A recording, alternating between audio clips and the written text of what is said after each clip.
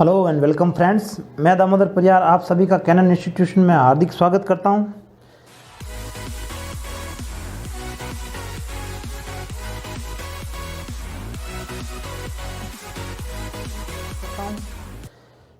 तो फ्रेंड्स, आज अपन एक नया चैप्टर शुरू करेंगे जिसका नाम है साधारण ब्याज। चक्रवृद्धि ब्याज अपन पहले कर चुके हैं, तो साधारण ब्याज में सबसे पहले अपन शुरू करते हैं। तो चलिए बिना समय गंवाए आज अपन चैप्टर शुरू करते हैं। साधारण ब्याज सबको पता है साधारण ब्याज क्या होता है। जिसने भी बेसिक पढ़ा है 10th तक उसको सबने पढ़ा है कि साधारण ब्याज ऐसा ही, मतलब साधारण ब्याज इक्वल्स टू मूलधन इंटू दर इंटू समय बटा 100, सबको पता है। लेकिन मैं आपको थोड़ा सा डिफरेंट तरीके से पढ़ाने की कोशिश करूंगा, आप समझिए मेरे साथ। तो सबसे पहले साधारण ब्याज शुरू करते हैं। तो सबसे पहले आपको एक चीज़ हमेशा मालूम होनी चाहिए जिसको कहते हैं दर। दर मतलब रेट। तो आप बताओ मुझे दर क्या होती है। कई स्टूडेंट को पूछते हैं क्लास में, सर दर क्या होती है, तो अलग अलग जवाब देता है। कोई कह रहा है मूलधन बढ़ेगा तो दर बढ़ेगी, और कोई कहता है 1000 रुपये पर एक वर्ष में लगने वाला ब्याज दर कहलाता है। तो मैं आप सबको पूछता हूँ कि दर क्या होती है, बताओ आप। तो आप ध्यान दीजिए तक, दर की परिभाषा मैं बताता हूँ। दर होती है 100 रुपये पर, 100 रुपये पर एक वर्ष में लगने वाला ब्याज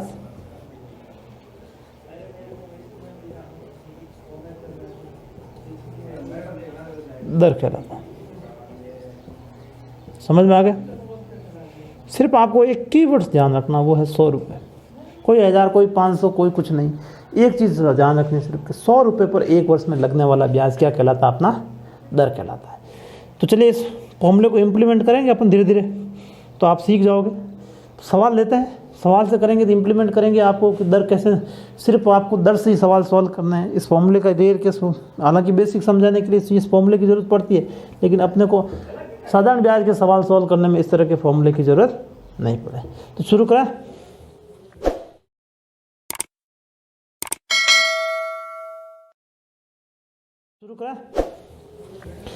तो आज का पहला सवाल लेते हैं। मान लो कोई धन है, क्वेश्चन नंबर 1 लिखो आप। एक कोई क्वेश्चन नंबर 1 लिखो। 5000 रुपये का 8% साधारण ब्याज की दर से ब्याज की दर से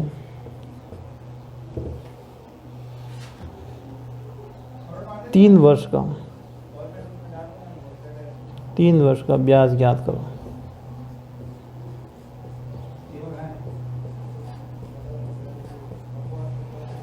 ठीक, तो आप मेरे को बताओ मूलधन कितना है।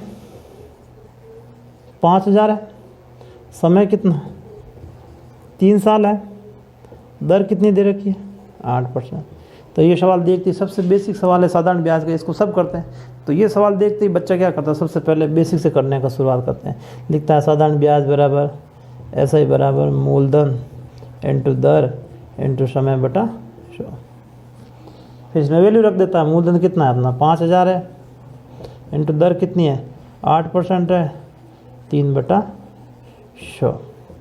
ये 2 0 से 2 0 कट गया, 8 3 24, 24 पंजे 120। तो ये 1200 रुपये अपना क्या आ गया, ब्याज आ गया। इस तरह से करते हैं।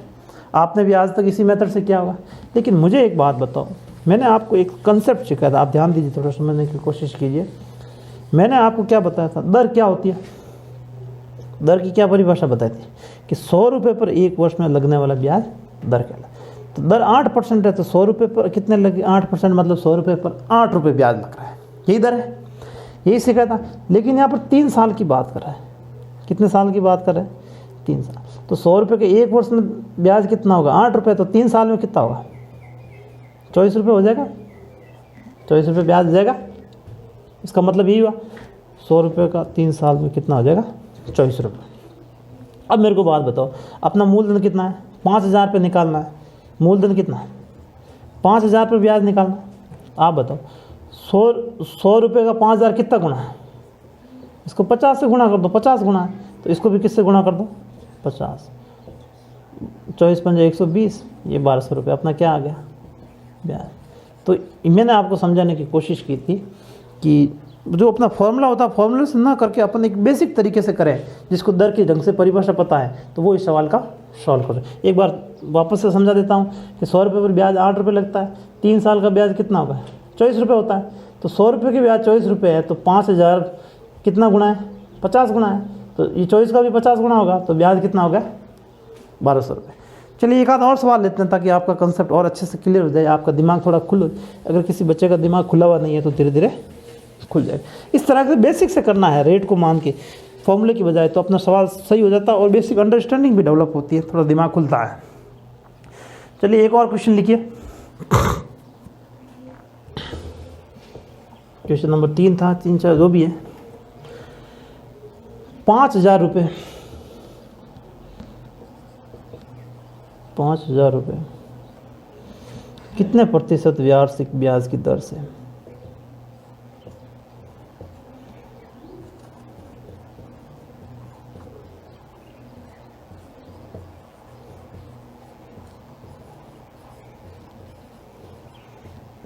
दर से 5 वर्ष में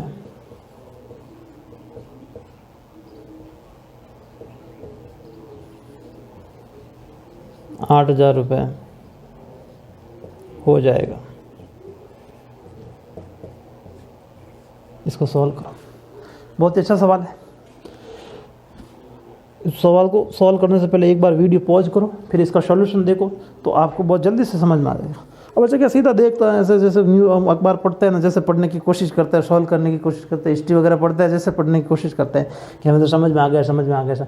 ऐसा नहीं है। आपको जब भी क्वेश्चन दिया जाए तो सबसे पहले आपको पेन कॉपी लेके बैठना है, उसको सॉल्व करना है और उसके बाद आपको सॉल्यूशन देखना है। ठीक है, तो चलिए अभी सॉल्यूशन करो। अपना 5000 से धन कितना हो रहा है 8000। कितना हो रहा है 5000 से 8000, कितने साल में हो रहा है? ये 5 साल में हो रहा है। तो मुझे बताओ 5 साल में धन 5000 का 8000 होता है, तो 5 साल में ब्याज कितना हो जाएगा? 5000 से 8000 हो रहा है, तो ब्याज 8000 में से 5000 कर दो, कितना हो गया 3000 हो गया। तो मुझे एक बात बताओ, 5 साल में ब्याज 3000 हो गया, तो 1 साल में ब्याज कितना हो जाएगा बताओ? 3000 में 5 का भाग दो, 5 छके 30, 600 रुपये। तो 1 साल में ब्याज कितना आ गया अपना 600 रुपये। अब ध्यान से समझना, ध्यान से समझना। 5000 रुपये पर ब्याज कितना मिल रहा है अपने को, यहाँ लिख दो 600 रुपये 1 साल में ब्याज आ रहा है, तो 5000 पर ब्याज कितना आ रहा है 600 रुपये। मैंने आपको एक, यहाँ से थोड़ा सा मिटा दे, मैंने आपको एक चीज़ सिखाई थी। क्या सिखाई थी? कि जब भी दर पूछे तो हमेशा दर कितने होते हैं, 100 रुपये पर लगने वाले ब्याज को क्या कहते हैं? दर कहते हैं। तो 5000 पर 600 रुपये लग रहा है, तो 5000 को 100 रुपये बना दो अपना। 5000 क्या बनाना है 100 रुपये बना दो, तो भाग कितने का कर दो 50 का कर दो, तो 150 का भाग, तो इधर भी 50 का भाग दे दो। 1 0 से 1 0 कट गया, तो 100 रुपये पर कितना आ गया 12 रुपये। इसका मतलब दर कितनी होगी, आर कितनी होगी 12%। ये इस सवाल का समझ में आया। तो इसको अपन फॉर्मूले से नहीं करके इस तरह से करें तो अपना सवाल जल्दी होगा और आपकी बेसिक अंडरस्टैंडिंग भी डेवलप। मैं यही कहना चाह रहा हूँ। समझ में आ गया? एक बार फिर से समझा देता हूँ। 5000 का, वैसे वीडियो वापस देख सकते हो आप समझाने की, जो 5000 का 8000 हो रहा है, तो इसका मतलब ब्याज कितना 3000 बढ़ रहा है। 3000 5 साल में बढ़ रहा है, तो 1 साल में कितना बढ़ेगा 3000 बटा 5 600। 5000 का 600 रुपये ब्याज हो रहा है, लेकिन अपने को पता है दर हमेशा किस पर कैलकुलेट होती है। मैंने आपको एक चीज़ सिखाई थी, वो दर हमेशा 100 रुपये पर होती। तो 100 रुपये पर कितना हो जाए 12 रुपये हो जाए, तो अपना आर इक्वल टू 12% अपना आंसर आ जाए। ठीक है, समझ में आ गया? एक और सवाल ले लेते हैं जिससे कि आपका कंसेप्ट और अच्छे से क्लियर हो जाए। लिखिए क्वेश्चन।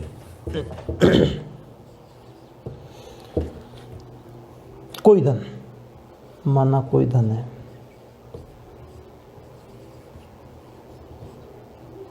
तीन वर्ष में, कितने वर्ष में 3 वर्ष में,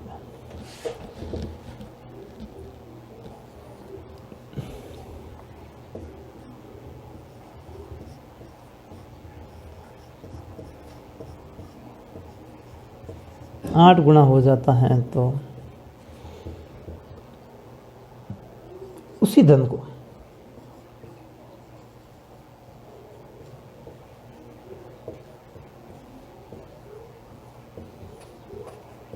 चौसठ गुना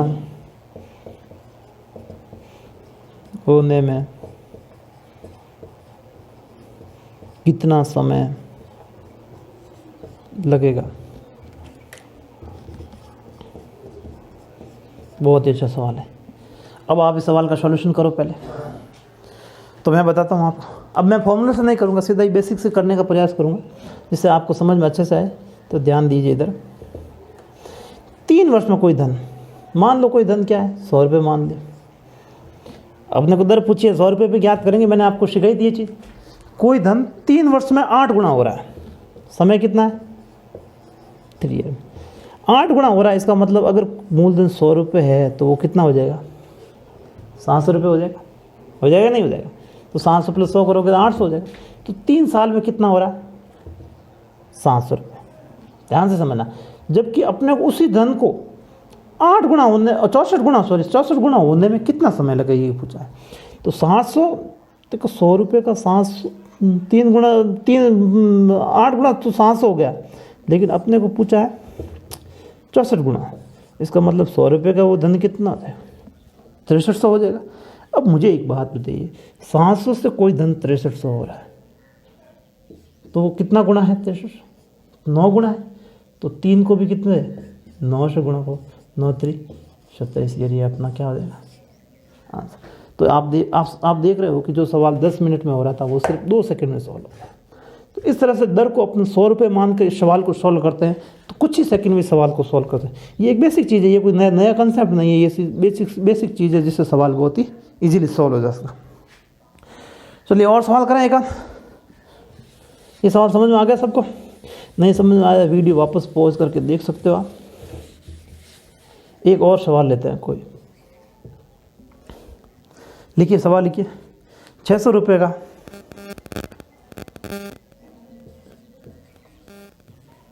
लिखिए 600 रुपये का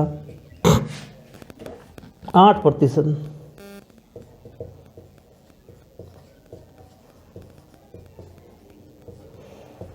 प्रतिवर्ष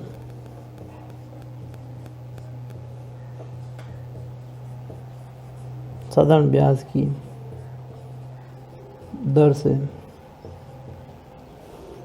240 रुपये ब्याज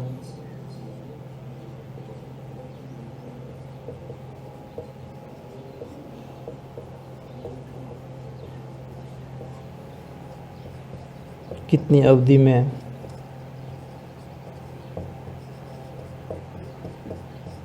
होगा? ये सवाल है। सवाल बहुत ही आसान है कि 600 रुपये का 8% प्रतिवर्ष साधारण ब्याज की दर से 240 रुपये ब्याज कितनी अवधि में होगा? चलिए सॉल्व करो इस सवाल को।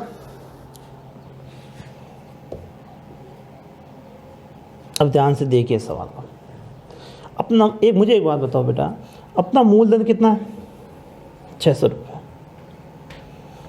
600 रुपये ब्याज कितना है? 240। तो मुझे एक बात बताओ फ्रेंड्स, 600 पर 240 रुपये ब्याज है, वो कितने साल में वो अपने को पूछा है, जबकि दर कितनी है? 8%। तो मुझे एक बात बताओ, ये धन 600 नहीं होकर 100 होता तो ब्याज कितना हो जाएगा? तो 600 का 100 लेने के लिए अपने को क्या करना पड़ेगा बताओ? भाग कितना करना पड़ेगा? 6। तो यहाँ भी भाग क्या कर सकते हो? भाग कर दो 6। तो 6 का भाग दिया 6 चौक 24। तो 100 रुपये का क्या हो रहा? 40 रुपये। तो मुझे एक बात बताओ कि 100 से 40 रुपये हो रहा है, जबकि अपना दर कितनी है? 8%। तो मुझे एक बात बताओ, 8% दर है, क्या ध्यान दीजिए, 8% दर है। अगर 100 रुपये 8% का एक साल में कितना हो जाता? 8 रुपये ब्याज देता, लेकिन अपना ब्याज 40 रुपये हो रहा है। इसका मतलब क्या हुआ? 40 रुपये ब्याज हो रहा है, ये इसका 5 गुना है। नहीं समझे? तो मतलब 100 रुपये का 40 रुपये हो रहा है, 5 गुना है, तो ये कितने साल में होगा? 5 साल। ये इस सवाल का उत्तर है। तो वो धन 5 साल में कितना गुना हो जाएगा? 240 रुपये इसका 240 रुपये ब्याज कितनी अवधि में हो, यही पूछा है, तो उसका आंसर आ जाएगा 5 साल। 100 का 1% ब्याज 8 रुपये, तो 40 ब्याज कितना होगा, 5 साल में होगा। तो ये इसकी रेट कितनी होगी, समय कितना होगा, 5 वर्ष सवाल का उत्तर है। तो मैं उम्मीद करता हूँ कि ये आपको समझ में आ गया। अगर आपको समझ में नहीं आया तो वीडियो वापस पॉज करो या पीछे जाके वापस सवाल को सॉल्व करो। धीरे धीरे इस क्वेश्चन को सॉल्व करने की कोशिश करोगे तो आपको समझ में आ जाएगा। थोड़ा सा मैंने बेसिक से समझाने की कोशिश की है। तो चलिए आज का वीडियो ख़त्म करते हैं। लेकिन एक बात मैं कह देना चाहता हूँ कि आपको अगर किसी भी प्रकार का कोई डाउट है तो आप मेरे को फेसबुक, व्हाट्सएप या किसी भी तरह का कोई कमेंट कर सकते हो, कमेंट बॉक्स में डाल सकते हो। तो ये मेरी पर्सनल गारंटी है कि मैं विदिन 24 आवर्स आपको आपकी क्वेरी का सॉल्यूशन कर दूंगा।